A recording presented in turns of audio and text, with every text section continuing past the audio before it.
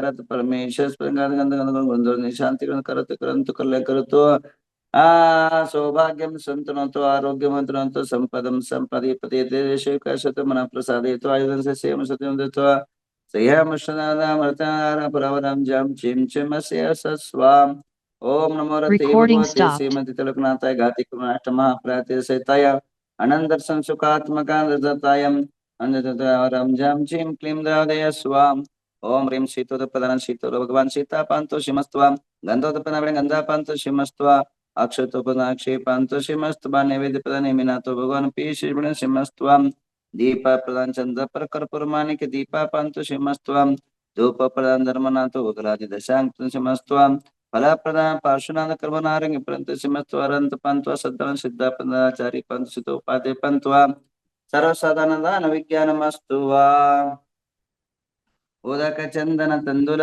पुष्पकै चरु सदीप सदूप फलार्घ्यकै धवल मंगल गान रे वांकुले जिनग्रे जिननाथ मुझे ओम ह्रीं पंचपरमेष्ठि जलादि अर्घ्यम निरुपामिति स्वाम ओम ह्रीं वृषभ स्वामिन श्रीपाद अष्टक्रमिनास्त्वम। पहले ये 24 पुष्प चढ़ा लीजिए, 24 प्रकार के पुष्प जिनके पास भी है वो लीजिए। आज तो स्वामी नाजय शक्ति बहुत संभव स्वामिना श्रीपदरानि गुंचास्त्वम अभिनंदन स्वामी मृत पक्षंतो सुमते स्वामिना पदामत्वम पद्म प्रसादयं प्रचंतो सुपार्श्वकरं चास्त्वा चंद्र प्रवचन चंद्र प्रचंद्र तो पुष्णत कृत्वा शीतल स्वामिना सुगत श्रेयं स्वीकृत्वा सुरतत्र कृत्वा विमल स्वामिना श्रीपाद प्रसाद सद्धर मंगलस्तु अनंतनां स्वानिक धन धन वृद्धि रक्षणमस्तुवाम धर्मना स्वामिना शिवरत परमेश्वर सर्वज्ञ शांतिना शांति करो तुवा कुंतुना स्वामिना श्रीपाद व्रत करो तुवा रजन स्वामी प्रमुख मलयाचरण करो तुवा मुंशुना स्वामिना सम्यक संचास्त्वा नमिना स्वामिना सम्यक ज्ञानचास्त्वा ऋष्णिमि साक्षीं च ददात्वा श्रीमद पार्श्वभट्टारक स्वामिना श्रीपाद प्रसाद सम्यक दर्शनादि सर्वं गुणाश्च परमेश्वर शांतिनाम श्रीबल आरोग्येश वृद्धिरस्तु वृषभादि महति मायुर्वर्तमान पर्यंता परम तीर्थंकरा चतुर्विंशति अरहंतो भगवंता सर्वज्ञतायां वीतराग देश मोहा तिलकनाथ तजुताय तनुतायां सकल भविष्य देवदानिक कनुतायां दिदमचर काम सिद्धि सिद्धिं प्रचंत्वा ओम नरपश्यति सहस्रांकृत सर्व भौमराज देव सरस्वती प्रेन्तां प्रेन्तां मति ज्ञान शुभा प्रेन्तां प्रेन्तां कोष्ठपति बीज समन शुभा प्रेन्तां प्रेन्तां जलचान जंगाचां भूमिचर आकाचन शुभा प्रेन्तां प्रेन्तां नबल कायबल शुभा प्रेन्तां प्रेन्तां उग्रदीपो महातप शुभा प्रेन्तां प्रेन्तां मति सत्य वजन प्रे केवल ज्ञान शुभा प्रेन्तां यमरण कुपिर्वाशेश्वा प्रेन्तानंत अशक्त गुरु जमोलक श्वा प्रेन्तां प्रेन्तां इंद्राग्नियमनेत वर्ण कुबेरेशान धनधतिक परश्वा प्रेन्तां प्रेन्तां सुरासंच में विद्याधर किन्नर रक्षभूत प्रसश्वा प्रेन्तां प्रेन्तां बुधप्रसरावकित महाज्योति देवता श्वा प्रेन्तां विंशति भुवनद देवता श्वा प्रेन्तां षोडशवंत देवता श्वा प्रेन्तां जन जनका शुभा प्रेन्तां जन मातृका देवता शुभा प्रेन्तां चतुर्यक्ष शुभा प्रेन्तां जन शासन देवता शुभा प्रेन्तां प्रेन्तां कमलवासी देवता शुभा प्रेन्तां प्रेन्तां पंचती देवता शुभा प्रेन्तां प्रेन्तां नवग्रह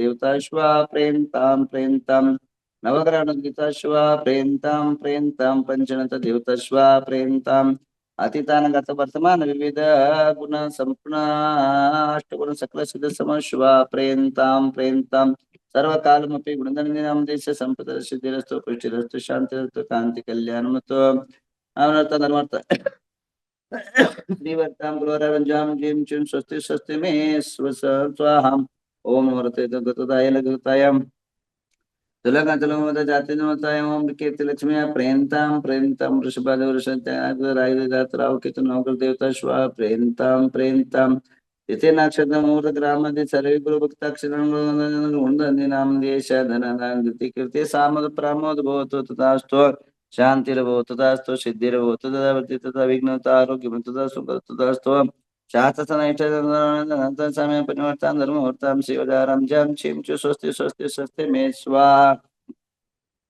ओम नमो रते भगवते श्रीमती पार्श्वनाथ तीर्थंकर तत्पर्वणदर्शनाय सिद्धाय वदनदर्शनाय सत्यज्ञान समाकं श्रीगुणधनदीनां देश्याम मृत्युम चनातुकाम चनबलिकाम च क्रोधम पुपसोरितं सग्ने च सरशत्रुं च विघ्नं च निन्दां स राजभयं च चोरभयं च दुष्टभयं समरभयं च सर राजभयं च परमन्त्रं च सुलरोगं च नरकं च निन्दां सर्वश्वमानं च नजमानं च निन्दां सर्वसस्यमार्यं च धान्यमार्यं च वृक्षकलपत्र पुष्पमार्यं च फलराष्ट्रदेशमार्यं च निन्दा सर्वविषयमार्यं च कुर्वेतर चाग्नवेदनीयं च मौनीयं च कर्मठदुर्गतं च निन्दा ओम सुदर्शनमारा चक्र विक्रय तेजस्वर शांतिम कुरकुर जनानंद कुरकुर जीवानंद कुरकुर भव्यानंद कुरकुर भोक्तानंद कुरकुर सर्व लोक सतम कुरकुर सर्वानंद कुरकुर सर्व दुःख मनानंद पच पच कुट कुट शीघ्रम शीघ्रम सर्वस्वमनं पट स्वाहा ओम नमो रते भगवते श्रीमते प्रक्षण शांतिनाथ शांतिकराय सर्व पाप विष्णाय सर्व रोगोपसर्ग सर्व प्रकचित शमन विष्णाय ओम राम ह्रीं रूम राशियावसा गुणधरणदे नाम दियेश सर्व शांतिम कुरुकुरु तुष्टिम कुरुकुरु रिद्धिम कुरुकुरु सिद्धिम कुरुकुरु समृद्धिम आरोग्य संपदाम कुरुकुरु ह्रीं वषट् नमः स्वाहा ओम नमो भगवतो वड्डमानस सरिसं चक्रं जलतं गच्छे आयासं पायासं जय वायुवादेव तमेनवा रणेगिनवा रायिनवा मोहिनवा सवजीव सत्तानम अपराजितो भूतु भूतु रख रख स्वाहा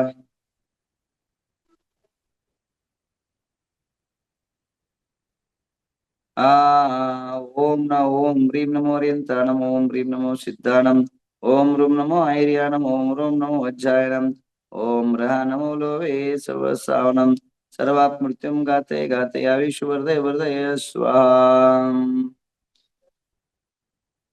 ओम ह्रीं श्रीं क्लीं ओम राम ह्रीं रूम रूम रूम रा सियावसा मम सकल कार्य सिद्धिं कुरु कुरु स्वा ओम राम ह्रीं रूम रूम ह्रीं रूम रूम रा असियावसा गुरुनंदिनां दियेश सकल कार्य सिद्धिं कुरु कुरु स्वाम ओम ह्रीं श्रीं क्लीं ब्लूं ऐं स महालक्ष्मी सर्वकार सिद्धिं कुरु कुरु स्वाहा।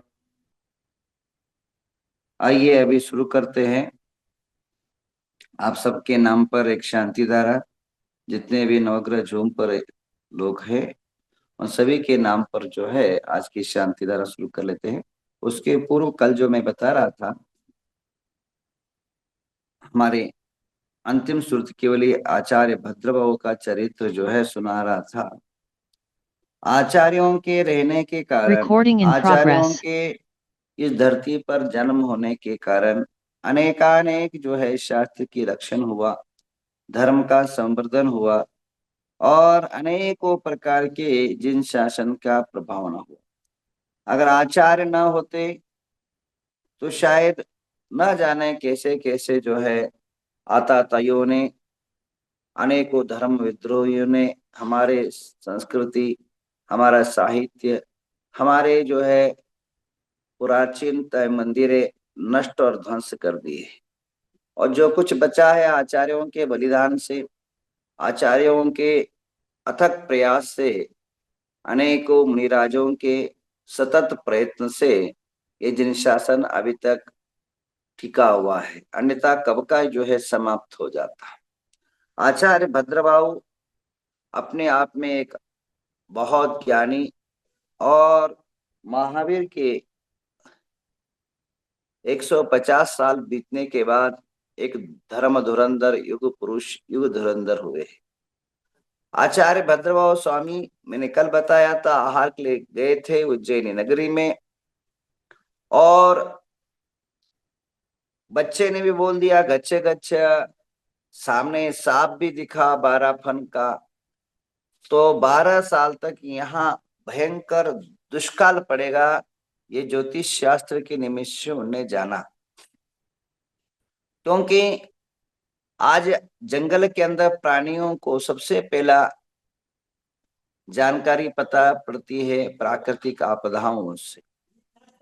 आपने देखा होगा हाथी जोर जोर से अपना पैर जो है धरती पर पटकता है, सूंड पटकता है। इसका अर्थ ये होता है कि धरती से वाइब्रेशन से अपने अगले साथियों को वो सूचनाएं देता है। हाथी बोलते हैं, पक्षी बोलते हैं, प्राणी बोलते हैं, वे अपनी भाषा से बोलते हैं। जैसे हमारी कन्नड़ है, हिंदी है, संस्कृत है, प्राकृत है, अलग अलग भाषाएं हैं। तमिलनाडु वाले को हमारी भाषा नहीं समझ में आती है और हमारी भाषा उनको नहीं समझ में आती है। वैसे ही एक प्रकार की प्राणियों की भाषाएं होती है।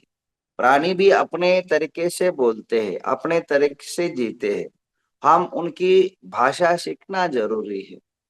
तो ये प्राणियों के अगर भाषाएं अगर पता पड़ जाए तो आपके भविष्य में होने वाले घटनाएं, दुर्घटनाएं बहुत इजी तरह से समझ सकते हैं। पहले जमाने में निमित्त शास्त्र, एक निमित्त शास्त्र हुआ करता है, पक्षियों का निमित्त शास्त्र, कौवे बोलने का।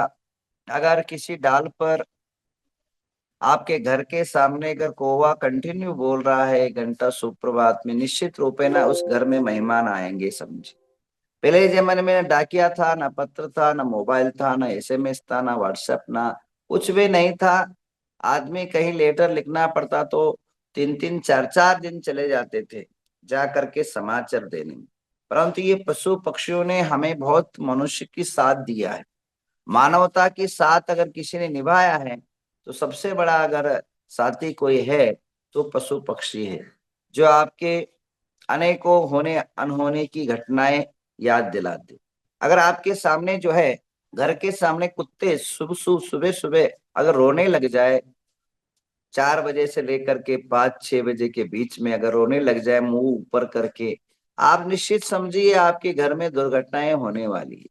कोई ना कोई अपशकुन होने वाला, उनको पहले से बता पड़ जाता है। उन लोगों को कोई ना कोई तरीके से प्राकृतिक वस्तु जो है, वो सब प्राकृतिक के पशु बच्चे हैं, प्राकृतिक संपदा के धरोहर है। इसलिए सबसे पहले अगर कोई जानकारी पता पड़ता है तो पशु पक्षियों को पता पड़ता है, तो अशुभ अशुभ घटनाओं के। इसलिए कई लोग तो बिल्ली काट गया, ये सब लोगों को लगता है ये सब क्या है, ये सब जो है कल्पोल कल्पित बातें, ऐसे नहीं है। वो कपोल कल्पित बातें नहीं है, ये एक निमित्त है। उन लोगों को उस निमित्त से ऐसे घटनाएं घटती है तो भविष्य की जानकारियां प्राप्त होती है। और आप हमारे यहाँ भी कई 700 मुनि लोग बचे हैं। 700 मुनि जो रक्षाबंधन कंपनाचार्य आदि के 700 मुनि बचे, वो भी एक ज्योतिष के निमित्त से बच गए। श्रवण नक्षत्र कंपायमान हुआ, क्या श्रवण नक्षत्र कंपायमान हुआ तो ही पता पड़ा कि इस प्रकार की कष्ट और आपदाएं कहीं न कहीं हो रही है। तब जब पता चला, तब जो है ये घटनाएं घटित हुई। तो कहने का तात्पर्य यह है, आचार्य भद्रभाव स्वामी को पूर्णतः संकेत मिल चुका है और लास्ट जो उसकी पुष्टि हुई, अंतिम मुगल अंतिम सम्राट, जैन धर्म के सम्राट चंद्रगुप्त मौर्य को भी 16 सपने दिखे, 14 सपने दिखे। उन्हें बखान किया तो सारे समुदाय को बुलाया, सारे 24,000 साधु लोग एकत्रित हुए एक एक प्रांगण के अंदर। अब 24,000 साधु ने सबके सामने अपने गुरु ने अपनी बात रखी, भाई यहाँ हम लोग नहीं रह सकते हैं, इस उत्तर हिंदुस्तान अब बहुत खतर स्थान हो जाएगा, बहुत जो है आपत्तियां होगी। तो कई शिष्यों ने तो मान लिया और कई शिष्य उधर के थे, भूमि का मोह, गुरु के प्रति विद्रोह का इशारा। क्योंकि असमाधान तो सभी जगह रहते हैं, बड़े संघों में जितने आप बड़े संघ देखो उतना ही विद्रोहपना ज्यादा रहता है। बड़ा ग्रुप है रहता है, बड़ा फैमिली एकत्र रहता है, उतना ही जो है अंदर अंदर जो है संघर्ष रहता है। वो मौका पाते कब उन पर बरस पड़े हम लोग। बड़े संघ, बड़ा संप्रदाय, बड़ा पक्ष, बड़ा जो भी बड़े होने लग जाते हैं ना, तो वहां जैसा बड़ा पेड़ हो जाता है तो उसकी शाखाएं, उपशाखाएं, अनेक प्रकार की डालियां, अनेक प्रकार की जो है उस पेड़ों के अंदर ही अलग अलग उत्पन्न होते हैं। उसी प्रकार मनुष्य की श्रृंखला जैसी बढ़ जाती, विचारधारा भी वैसी अलग अलग धाराएं पनपने लग जाती है। तो 24,000 शिष्यों में से मात्र 12,000 शिष्यों ने स्वीकार किया कि हम आपके साथ चलेंगे, हम जब भी जिएंगे मरेंगे यहीं जिएंगे उत्तर हिंदुस्तान में। तो वो लोगों ने ऐसे हठवादता धारण किया और भद्रभाव स्वामी उधर से विहार कर गए। और क्योंकि उनको अपने आप में ज्योतिषों पर, निमित्त पर पूरा जान विश्वास था, और कई लोगों को विश्वास नहीं था, वहां रह गए। अब अब वो आगे की कथा बहुत विकृति है। वो लोग सारे भ्रष्ट हो गए। वो भद्रभाव स्वामी दक्षिण की तरफ चले, और वहां जो लोग थे उनकी परिस्थिति इतनी गंभीर हो गई। अगर साधु लोग आहार, क्या होता है, वहां के श्रावकों ने उनको विश्वास दे दिया। क्या विश्वास दे दिया? आप हम लोग है, अब चिंता ना करिए, हम सब संभालेंगे, हम वैसे करेंगे वैसे करेंगे, फलाना ढिकाना, अनेकों प्रकार के आश्वासन दे दिया। ध्यान रखिए, साधु को खोड़ने में, साधु को उच्छल करने में सबसे ज्यादा कोई हाथ रहता तो श्रावकों का रहता है। कई भक्त बन जाते हैं, और वो भक्ति ही जो है कम भक्त हो जाते हैं, और गुरु और शिष्यों का विद्रोह करने में बड़ा हाथ निभाते हैं। और ये जितने भी श्रावक शिष्य है, वे कभी जो है स्थिर नहीं रहते। आज हमारे साथ तो कोई किसी के साथ, गंगा गए गंगादास, जमुना गए जमुनादास, इस प्रकार की जो है इनकी प्रवृत्ति रहती है। तो जो श्रावक लोग थे, वे रहे हुए साधुओं का, साधुओं का आहार विचर्या कर रहे थे।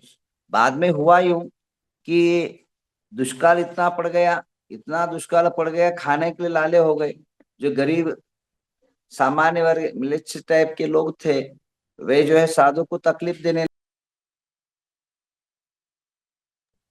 तो साधु लोगों को तकलीफ करने लग गए।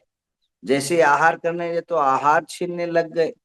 और आगे बाद में इतना इतना इतना समस्या होने लगा कि साधु लोग आहार करके आने लगे तो साधु के पेट फाड़ करके उससे अन्न निकाल के खाने लग गए।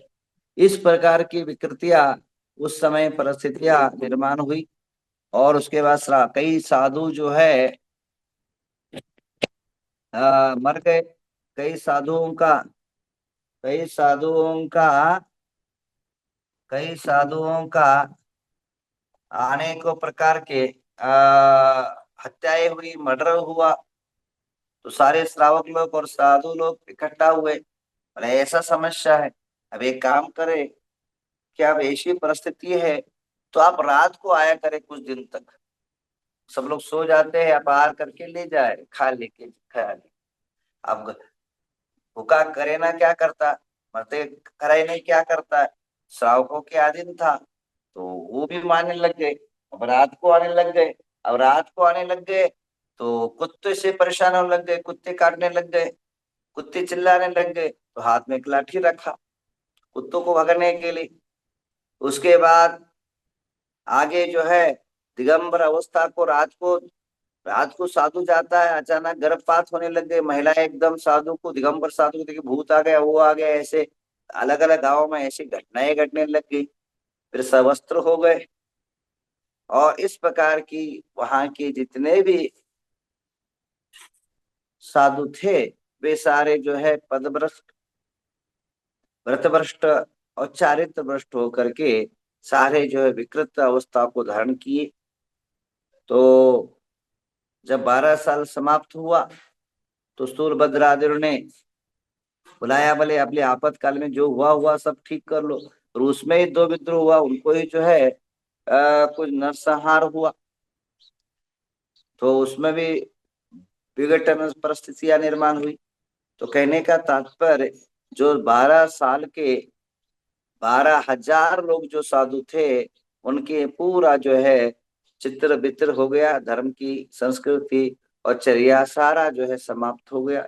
और इधर जो थे साधु लोग जो इधर आए थे, वे यहाँ प्राकृतिक संपदा में अनेक अभी भी जो है गुफाएं है।